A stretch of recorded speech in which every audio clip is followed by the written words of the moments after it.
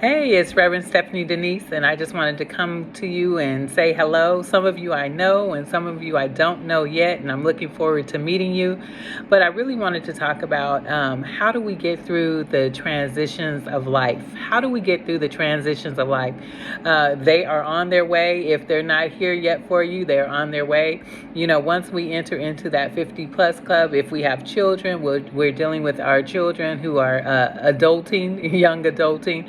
And then we're also dealing with aging parents. And that could be a difficult time, a challenging time, but it also can be a beautiful time. For those of you who don't know my story, I was a reverend, pastor in the AME church for 7 years, took a sabbatical, and currently I'm working on my doctorate in public theology, which is basically God in public spaces.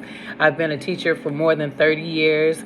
And God has called me to be of service, and so that's what I do. And in the background, I'm a real estate investor. So, you know, God just is always having me in different public spaces where I love to share the good news of the gospel. But the reason why I'm on here today is because I wanted to talk about transitions, right? We have a lot of transitions that happen, especially at this time of life, if you're 50 plus.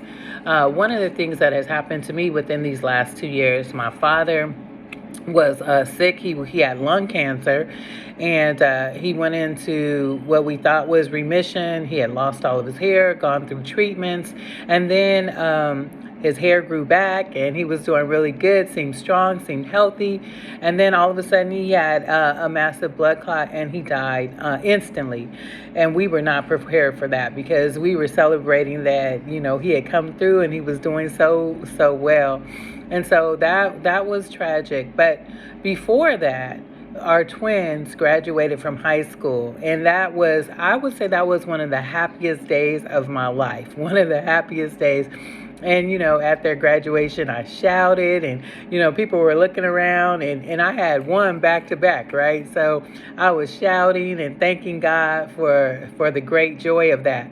But the bittersweet part of that is the very next day, my husband at the time left to Africa, not for a vacation, but for good, you know, and it was really interesting because we had a really good marriage. But when he was done with America, he was done with America. And I was put in a situation of having to choose between starting a new life in Africa or being here for, at that time, our 3 children. One who was getting ready to be sophomore in college, and then the other 2 who were graduating and getting ready to go away to college. So that was an interesting time, and I instantly became an empty nester, right? So that summer also was hard because my children, my youngest 2 twins, they experienced a tragic loss. Their best friend drowned. So we were hit with a lot of things all at one time. And I felt vulnerable. I felt alone. I felt like the weight of the world was on my shoulders because I had to be there for my mother. I'm an only child. So I had to be there for my mother with the passing of my dad. I had to be there for my twins with them going to college. I had to be there for my other daughter with dealing with her father leaving. There was just a lot of transition. And in all of that time, I still had to make sure that the bills were paid. I still had to make sure that I had love and joy to give and that I was still of service. And one of the things that I did was I went back to the classroom during that time to teach so that I would take the focus off of myself, the sadness of it all, and be able to pour into the children because they need us, right? Our own children need us as well as many of the children in the community. They need us. And so the interesting thing is that I learned, one, how to be selfless and not selfish. And I learned how to be of service on an even greater level, but also while maintaining a household. You know,